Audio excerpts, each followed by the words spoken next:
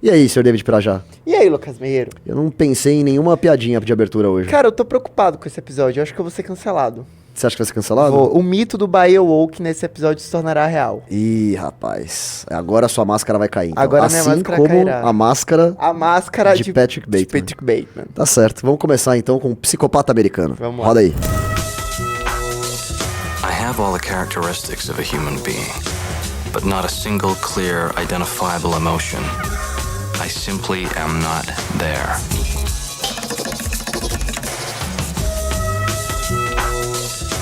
I just had to kill a lot of people! Cara, antes da gente começar a falar... Esse filme é de 99? Acho que é. Eu não olhei isso antes, mas acho que 99 anos 2000. Eu queria começar fazendo um registro. Que época boa de Hollywood. É. Puta, muita... Cara, assim, muito filme bom, com diferentes temas... que exploram coisas assim... Putz, a gente tem... Nessa mesma época, a gente teve a Beleza Americana. Beleza Americana, muito bom. A gente teve... Clube da Luta. Clube da Luta.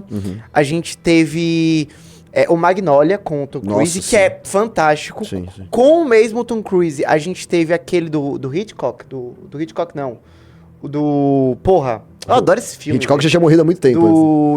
A gente teve De Olhos Bem Fechados, Ah, sim, sim. que é um baita filme. É, esse é mais o começo dos anos 90, né? Não, esse filme é de 99. O De Olhos Bem Fechados, Sim, é? é o final dos anos 90. Nossa, Sim, achei que o Kubrick tinha morrido antes. O Kubrick, final dos anos 90. O último filme do Kubrick, final dos anos 90. Eu não gosto muito desse filme, mas ok. E o psicopata... Não gosta? Depois a gente comenta. E o psicopata americano, ele tá advogado do diabo com o Keanu Reeves. Sim, esse é muito bom. E o psicopata americano fazendo parte dessa safra que, porra, é uma safra que fala sobre temas muito,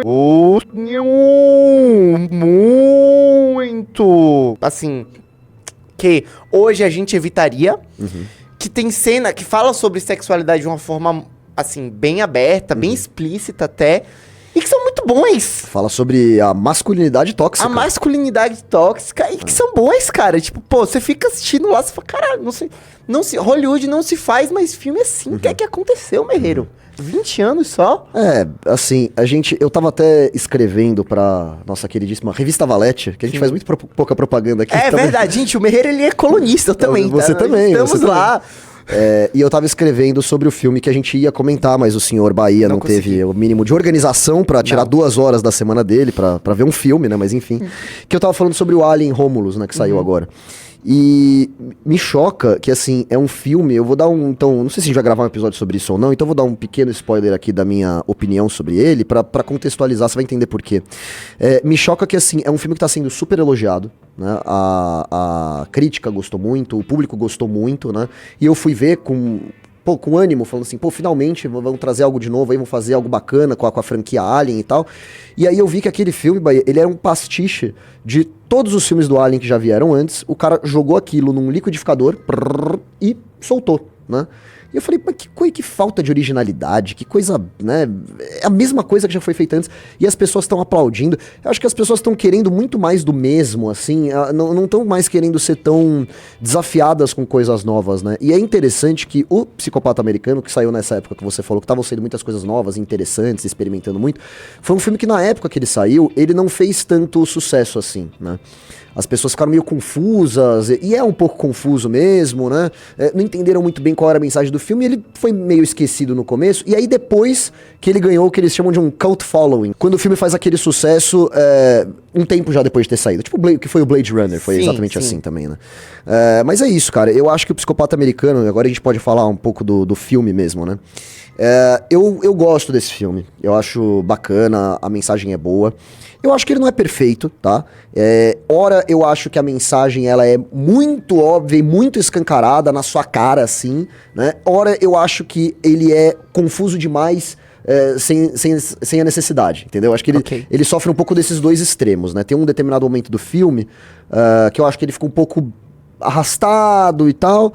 Mas, diante de todas essas ressalvas, eu acho que é uma mensagem muito inteligente, né? E, pra mim, uma cena que que é o suprassumo da mensagem do filme, que não é a cena mais famosa, né? Que a cena mais famosa é ele matando o Jared Leto, a gente vai chegar lá também. Mas, na minha opinião, é a cena que eles apresentam os cartões de visita uns pros outros. Aquela cena é boa demais. Cara, aquilo pra mim é brilhante, né? Porque aquilo sim é um retrato perfeito de como aqueles personagens são, primeiro, todos iguais, né? Então naquela mesma cena, um se confunde com o outro, né? O Christian Bale fala que o fulano vai no mesmo barbeiro que o dele, e o personagem do Jared Leto confunde ele com esse outro cara. Então isso mostra muito como a cultura yuppie da época, né? Que era young, urban...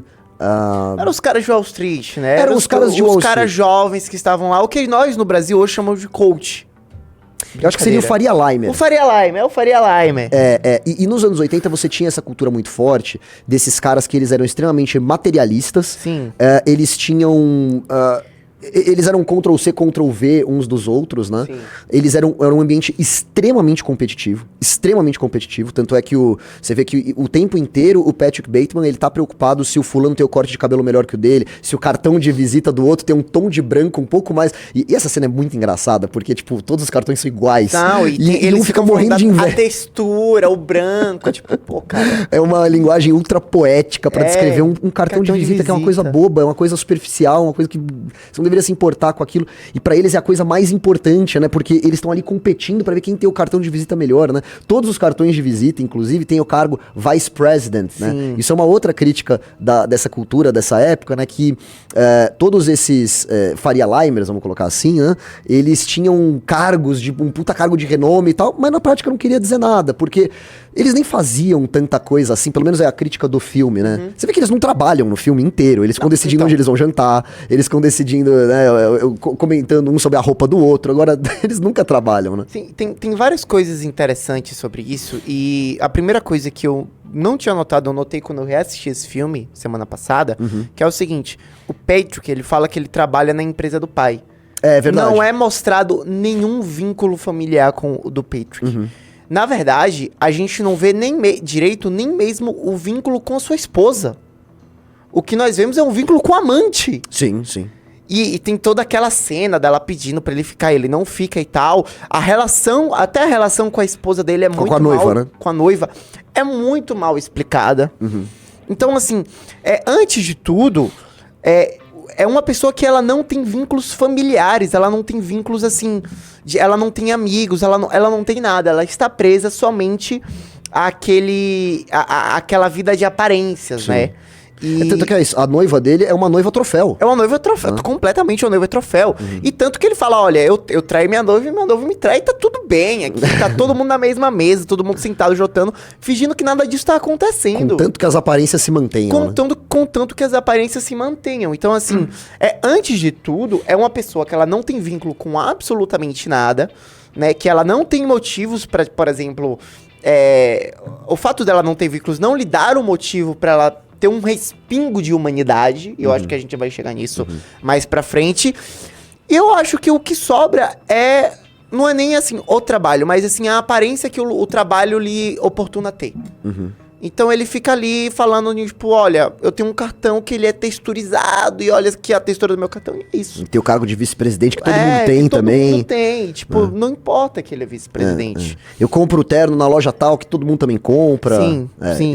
Isso é bem legal. Tem esse negócio deles não fazerem nada, tem uma cena que eu ri alto, assim, né? Porque o humor desse filme é muito bom. Esse filme, ele é um filme de comédia. É porque tem um lance também que esse filme é baseado em um livro chamado Psicopata Americano. Não sei se você sabe. Sim, e esse livro, quando ele foi lançado, ele foi quase que censurado porque ele foi tido como um manual de censura. Isso é real. E a diretora, ela não queria passar essa impressão. Ela queria vender um filme como uma coisa mais leve até pra esse filme acontecer, né? E tem uma história muito boa que o autor do livro participou ativamente na escolha do cast do filme.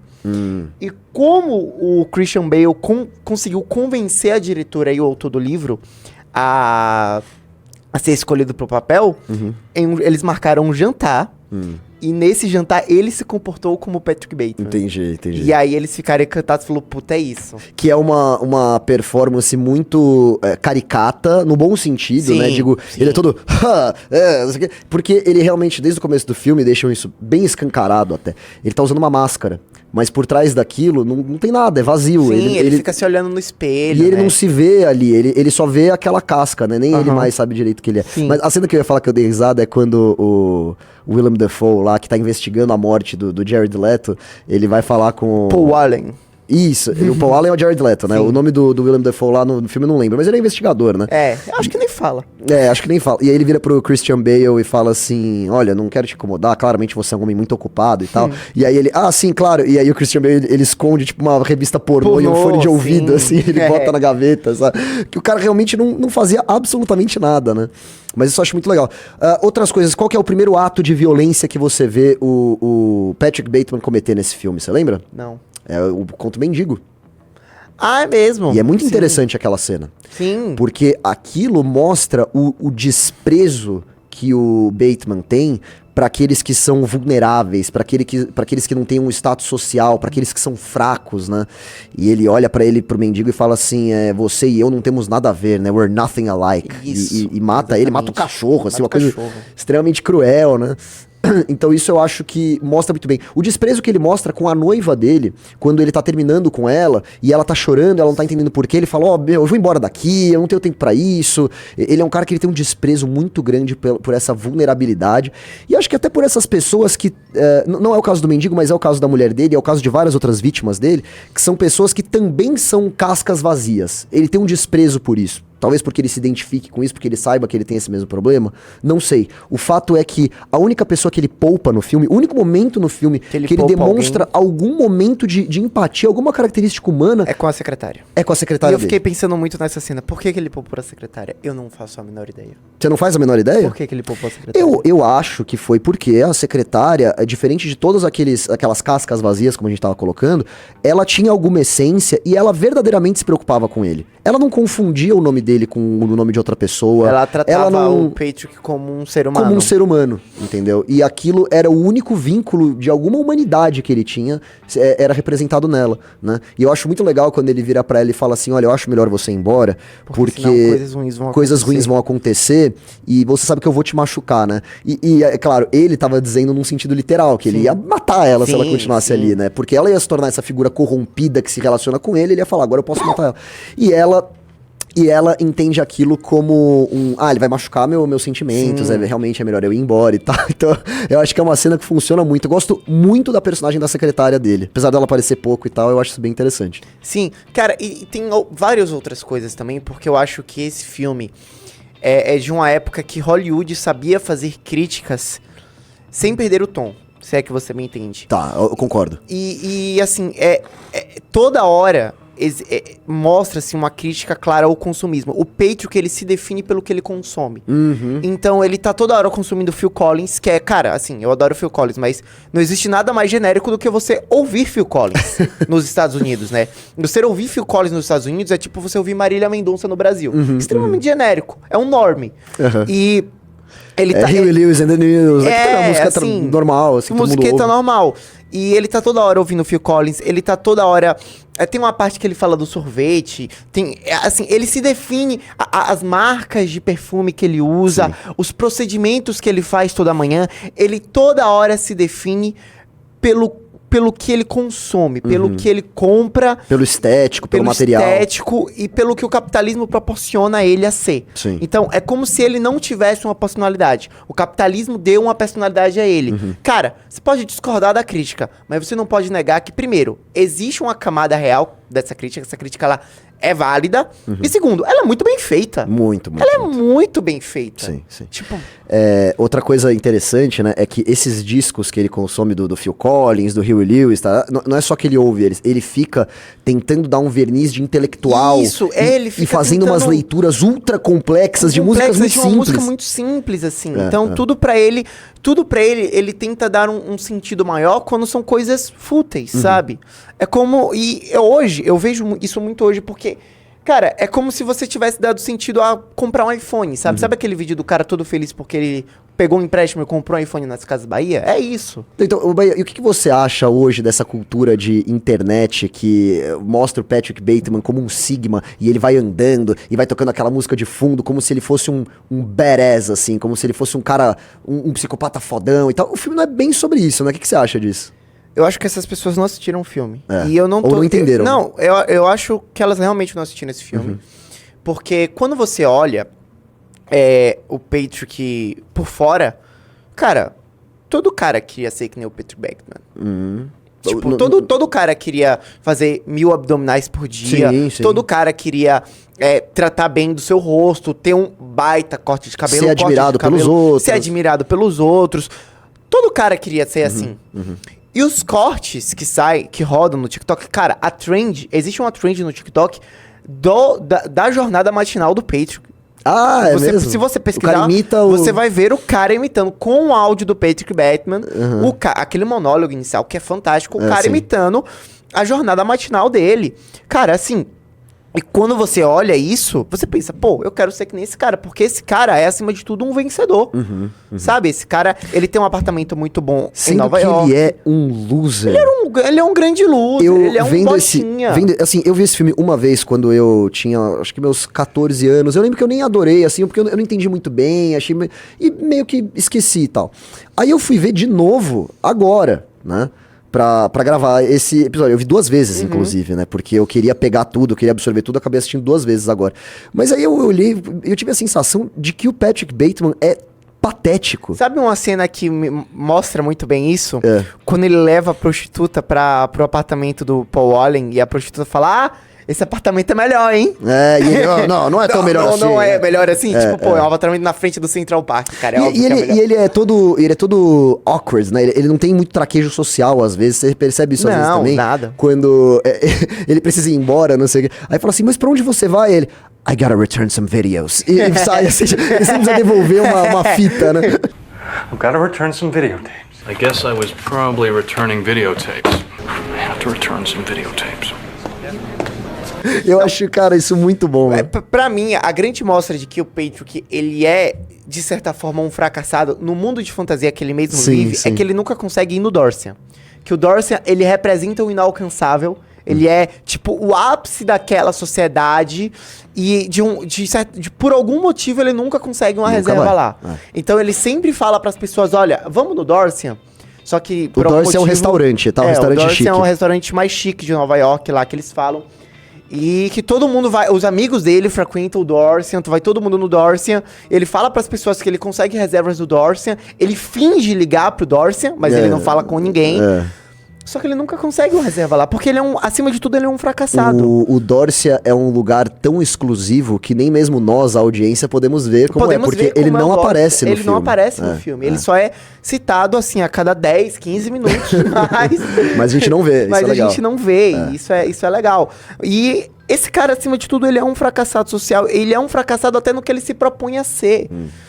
Só que os cortes do TikTok, eles não aparentam É porque isso. O Psicopata Americano, pra quem nunca viu o filme, vai olhar algumas cenas e vai falar assim, entendi, é um filme sobre um psicopata, que é aquele psicopata brilhante, e ele é um criminoso que se esconde, e ele planeja tudo, e ele nunca é pego, só que não é sobre isso. Parece que é um American Horror Story, cara, não é um American Horror Story. Não é esse psicopata cool, assim, ele não é o Hannibal Lecter, né? Eu ia falar exatamente isso, cara. A galera assiste a primeira temporada do American Horror Story, que tem aquele psicopata. Eu não sei se você já assistiu. Não. Qual que é o nome do ator do Mercúrio? Que faz o Mercúrio nos X-Men?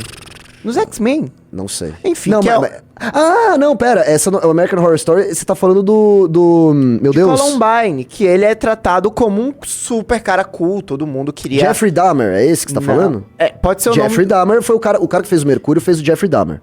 Ele fez o Jeffrey Dahmer. É o mesmo, pronto. E ele é tratado como um super cara cool, isso na época do Tumblr, naquela época ali dos primórdios da internet, das redes sociais, 2014, 2012, era uma super trend, todo mundo falava, caramba, esse cara, ele é um psicopata meio cool. Então isso ficou na cabeça das pessoas. Eu acho que você tá confundindo os personagens. Não. O que as pessoas consideram, nossa, como ele é cool, não sei o quê, da vida real, são os caras de Columbine, que se Mas eu estou falando de Columbine, American Horror Story, a primeira temporada. A primeira temporada de American Horror Story fala sobre o assassinato da mulher do O.J. Simpson. Tem certeza? Cara, eu vou pesquisar isso então, agora. Por favor. Eu acho que não tem American Horror Story de Columbine. Tem, putz. Não. Enfim, eu acho que o exemplo perfeito do psicopata cool que todo mundo gosta e tal é o Hannibal Lecter, né? Que é o cara genial, brilhante e faz todas as... ele nunca é pego, ele burla lá a polícia. E o Patrick Bateman, ele não é isso, né? Você ainda tá pesquisando, hein? Tô. O que você tá pesquisando, boy? Cara, o Evan Peters. É o Evan Peters. Isso. Boa, e ele boa. faz American Horror Story. Eu acabei de achar aqui. Ah. A primeira temporada 2011. Que é? Columbine? Columbine. Ele é o atirador. É mesmo? Opa! Mas o American Horror Story, a primeira não era do O.J. Simpson, então? Não. Olha aqui, ó. Olha só, agora você me pegou. Olha aqui, ó. Então Bota aí o rostinho dele com aquela... Então eu não assisti essa aí não, eu não vi. E ele é retratado como um cara também, um cara fodão, super assim. cool, assim. E na época do Tumblr, pô, tinha uma namorada. Minha primeira namorada é apaixonada por ele, pelo Que personagem. isso? Porra, fez até a maquiagem, eu lembro disso. Olha aí. Pois é. Não, tá bom. E eu acho que quando você vê os cortes que rodam no TikTok, os memes dele fazendo assim, dele fazendo o biquinho, eu acho que dá essa impressão que o Patrick Que o filme seria isso. ele entra nessa... Ele não entra nessa... Não. Ele nem planeja direito. Na verdade, puta, isso é muito legal, porque quando você vê o filme, você fala, cara, como é que ele mata essas pessoas e ele nunca é pego, né? Pô, ninguém investiga, ninguém... E a verdade é que, assim, a crítica do filme é essa, ninguém liga. As pessoas não se importam umas com as outras. A menina, a prostituta lá que ele assassina, ela grita por ajuda e ninguém vê. Ninguém vê. O Patrick Bateman, ele tá quase querendo ser pego. Você já parou pra pensar nisso?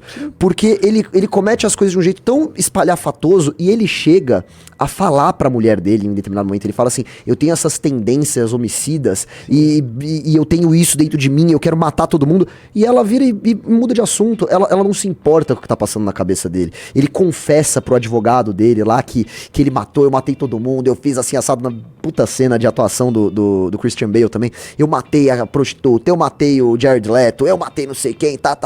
E quando ele encontra com o cara, o advogado, adorei a piada lá que você me contou, achei super engraçado. Ele sequer leva a sério, né? Então é por isso que eles não são pegos. Quando ele esconde aqueles corpos no apartamento do Jared Leto, no dia seguinte, os corpos não estão mais lá, a casa tá toda limpa porque a corretora não quer ter problema pra vender o apartamento. Porra, isso é muito foda, Isso cara. é muito bom. Essa cena é muito boa. Então, assim, por isso que ele não é pego, porque ninguém liga. As pessoas não se importam com umas com as outras, é tudo muito egocêntrico, né? E eu acho que é muito simbólico que o personagem do Patrick tenha virado um grande meme nas redes sociais, porque é um personagem que fala sobre a futilidade da vida de aparência, virando trend em um lugar que, pasmem, é só aparência, não tem mais nada ali. E uma coisa que é interessante, que é uma crítica feminista, não bem feminista, mas quase uma crítica bem antimachista, tá?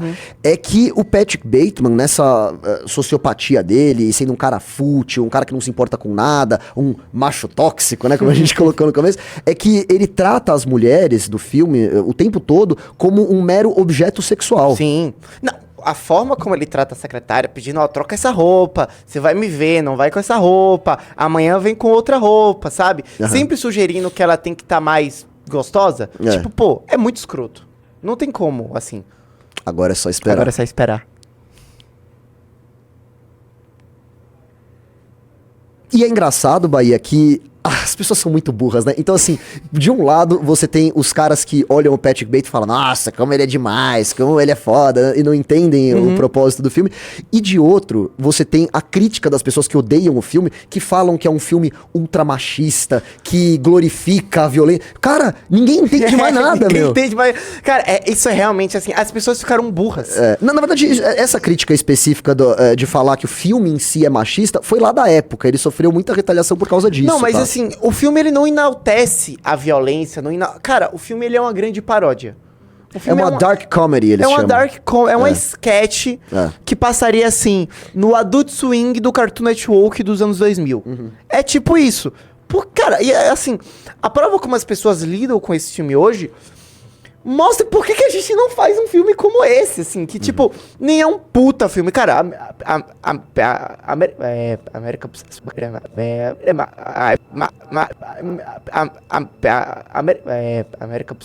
O Psicopata Americano, ele não entra na lista de 50 melhores filmes do mundo, assim, da história. Ele não entra nessa lista. Mas ele é um filme que, pô, a gente consegue passar 30 minutos discutindo esse filme. Pois é. E pasmem, a gente passa 30 minutos discutindo esse filme em um personagem escrito do zero, em um roteiro original, em um roteiro adaptado, mas que a diretora, ela adaptou, porque o livro, ele é em primeira pessoa e tal. E assim, a gente tá aqui debatendo esse filme em várias nuances e tipo, pô, qual que é o filme que que eu lançaria em Hollywood que você hoje? consegue ficar discutindo, a gente assim. conseguiria ficar discutindo. E que, não me venham com, porque o Marvel, o futuro... Não é isso, cara. Então, a nuance do filme, as mensagens do filme, entendeu? Não existe mais, porque as pessoas, elas estão ficando idiotizadas. As pessoas estão virando, de certa forma, o Patrick Bateman. No sentido de elas estarem idiotizadas, tá, pessoal? Calma lá. Faz sentido. É Calma lá, porque é só aparência, assim. Eu tô parecendo aqui um grande tiozão. Seu tio deve falar isso toda a ceia de Natal, mas, cara, o que ele fala tem um fundo de realidade, pense nisso. Bom, vamos falar da parte do filme que é mais criticada. Que é o final. Muita gente não gosta, que é o final do filme. Eu não gosto do final do filme. Você não gosta? Não gosto do final do filme. Eu acho que ele poderia ser um pouco melhor. Eu acho que as linhas de diálogo são muito confusas. Então, vamos falar o que acontece no final do filme, então. No final do filme, ele tá lá num surto de psicopatia dele, ele vê um caixa eletrônico, né, e tem um gato do lado, né, e o caixa eletrônico fala, me alimente com o gato. Aí ele pega o gato, ele começa a apontar uma pro gato, uma senhora vê ele fazendo isso e fala, o que você tá fazendo? Ele mata a senhora, e aí de repente, ele começa a entrar numa sanha de matar todo mundo. Ele vira GTA, vira GTA, exato. Ele mata porteiro, aí mata o policial. Ele mata o porteiro 2 vezes. Ele mata o porteiro 2 vezes. Aí, é verdade. Essa cena é muito boa, cara. Isso é muito bom. Ele mata o policial, e aí a polícia cerca ele, e de repente ele começa a entrar numa puta... Assim, ele nunca é atingido. Um sniper, né? Exato. E ele atirando no carro da polícia, o carro da polícia explode. É quase como que... É a forma meio que ele se vê, assim, né? Como um cara que poderia ser um personagem de um filme de ação, assim, sabe? E isso vai acontecendo e vai ficando uma coisa muito louca, culmina com ele chegando no apartamento e confessando pro advogado, né? E aí você fica lá, tá, mas isso tá acontecendo, isso não tá acontecendo. Então, quando tem um lance dele matar o porteiro 2 vezes, já fiquei... Pra mim foi quando ele explode o carro da polícia que você fala, não, peraí. Mas não, é porque também... ele mata o porteiro antes. É antes? É antes do carro da polícia. Okay. Você fica tipo, pô, esse cara aí já morreu, assim. Você não vai me enganar. O Clube da Luta fez isso muito melhor. Mas então, o lance de ser ou não ser realidade, eu acho que é óbvio que aquilo não era real. Que aquilo era tudo uma alucinação. Só que o filme, ele deixa muito aberto até onde... era real ou não. Porque, por exemplo, o lance do Paul Allen, tipo, pô, de quem era aquele apartamento, afinal? Aquele apartamento existia? Tipo, o que eram aquelas coisas? Tipo, você não sabe não dá até muito pra onde... saber. Eu acho que ele realmente era um assassino em série. Eu acho que ele realmente matou pessoas. Eu acho que ele realmente matou... Mas ele aumentava as coisas que ele mesmo cometia. Exatamente. Eu acho que ele aumentava as coisas que ele mesmo cometia até pra... Sabe, ele se sentir mais, tipo, mais épico não, mais épico, mais como um personagem de filme de ação. Mais como um personagem de um assim. filme de ação, Talvez a única coisa concreta que ele realmente tenha feito seria matar o mendigo. Porque talvez seja a única coisa que ele realmente conseguisse fazer. Por exemplo, a gente não sabe nem se ele chegou a matar o Jared Leto de fato ou não, porque no final do filme, quando ele encontra o advogado fala, mas eu almocei com ele 10 dias atrás. Mas aí que vem o lance. O advogado pode ter falado isso porque, afinal... Esses sujeitos sujos de Wall Street, eles podem ficar dando álibi pro outro. Não era dando álibi, porque o advogado tava claramente confuso. A questão é, ele realmente almoçou com o Jared Leto ou ele confundiu um outro cara com o Jared Leto, como eles sempre ficam se confundindo e trocando de nome? Nessa ou mesma ele realmente deu um álibi pro cara. Veja, não deu, porque ele não sabe do que o Bateman tá falando. Ele acha que o Bateman tá zoando. Pra mim, Bahia, faz muito mais sentido isso, porque nessa mesma cena, ele confunde o nome do Bateman. Ele fala como se fosse outro cara. O tempo inteiro, esses caras ficam confundindo os nomes uns dos outros. Então, assim, às vezes, o Bateman realmente matou o Jared Leto e ninguém se importou, em primeiro lugar. E segundo, não, eu acho que eu almocei com ele semana passada. Nem sabem direito quem é quem ali, entendeu? O próprio detetive, depois daquela cena que eles vão naquele restaurante capenga, ele não aparece mais no filme. Não, ele some. Ele some. Tipo, acho que ele viajou mesmo. Acho que ele viajou e ficou por aí, beleza. Eu fiquei puto com isso. Falei, pega o cara, ele tá na tua frente. Quando o personagem do William Dafoe aparece, eu fico, eu acho que obviamente vai ter, esse cara vai dar uma conclusão. A conclusão filme. óbvia seria ele sendo preso, descoberto pelo William Dafoe. Pelo William Dafoe e sendo acobertado de alguma forma, porque eu já esperava que ele ia ser acobertado. Só que não, ele some. E no final do Porque filme... talvez ninguém se importe em achar o Jared Leto, de fato. Exato. E no final do filme, ele diz que a confissão dele não serve pra nada, que os sentimentos dele não servem pra nada, tipo, meio que é isso. Então, mas assim, o lance do apartamento, ele volta lá no apartamento, que pra mim é a cena, mas de fato essa cena é realmente muito enigmática. Porque tem a cena das prostitutas no apartamento do Paul Wally. Tem aquele monte de corpo lá. Tem a cena do monte de corpo. E tem a cena dele percorrendo a menina com a serra elétrica. Com a serra elétrica, que é icônica. Que é engraçado que tem um foreshadowing, eles chamam antes, né? Que ele tá assistindo o massacre da serra elétrica em determinado momento. Ah, né? é verdade. Ele tá fazendo as abdominais e tá o Leatherface lá com a serra elétrica. Quando ele não tá assistindo pornô, ele tá assistindo isso. Ou ele tá assistindo... Exato, porque isso que é legal. Outra faceta dessa masculinidade tóxica. Ele é viciado em pornografia. Ele é viciado, ele tá sempre assistindo ou pornografia ou algo muito violento. É sempre violência e sexo, violência e sexo, violência e sexo. Sim. E ele se grava, né?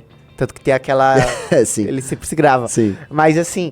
e ele chega lá, quase que no dia seguinte, o apartamento tá sendo reformado. Você fala, cara, que porra é essa? Tipo, e aí?